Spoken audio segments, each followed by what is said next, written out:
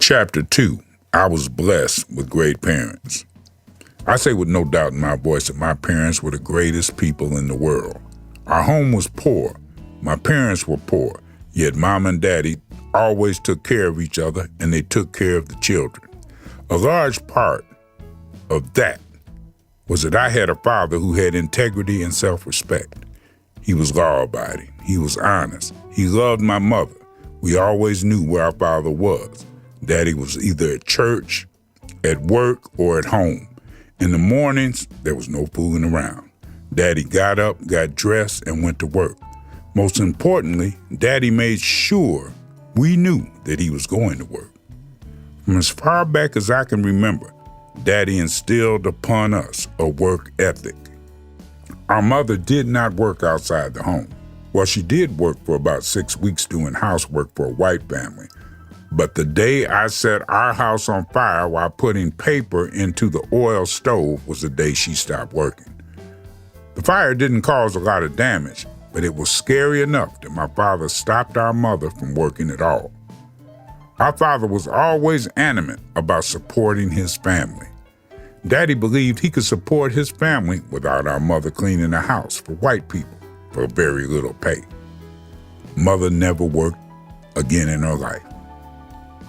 Although we were born and raised in the South and governed by Jim Crow law, we were a happy family. Our father was totally committed to his family. We were poor, but we didn't know it. Our parents had extraordinary family values with strong core principles. There was no lying in our house, no stealing, no fudging. Things were right or they were wrong. The rules were clear. Punishments were clear, quick, and just. During the Depression, Mama always found a way to feed us. Like many women in that era, she was a master of pulling a meal out of nothing. She could cook a meal from scraps and shreds in her kitchen. Friday dinner was always great because that was payday for Daddy. He would purchase 2 large bags of groceries on his way home from work. I would watch him to come down the street so I could run to meet him and help carry the bags. There was never a Christmas that we did not have a tree and toys. In 1944, when I was 10, the height of the war, my father purchased a new bicycle for me. Although I was not big enough to ride without falling off, I managed to learn how to ride my new bike. In those days, bicycles only came in one size. I had to push my bike 3 doors down the street, get up on the porch of our neighbor, and jump on the bike to ride. I performed this routine for several days until I could reach the pedals sufficiently enough to keep from falling. How he managed to find and buy a boy's bicycle at the peak of World War II remains a family mystery. I never met any of Daddy's relatives. Our father had brothers, sisters, and other relatives living in Alabama. When Daddy left for Mississippi, he never communicated with any of his relatives for the balance of his life. In an era of cell phones and email, and even U.S. mail, it's hard to imagine how difficult communication was in the Deep South of the Depression and World War II eras. As our family grew, my parents decided to sell the boarding house.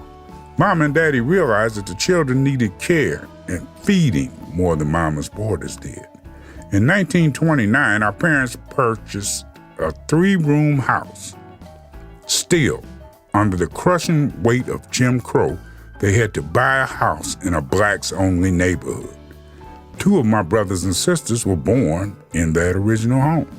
Over the years, my father, a carpenter, added several rooms to the house. Originally, we had an outdoor toilet located behind the house.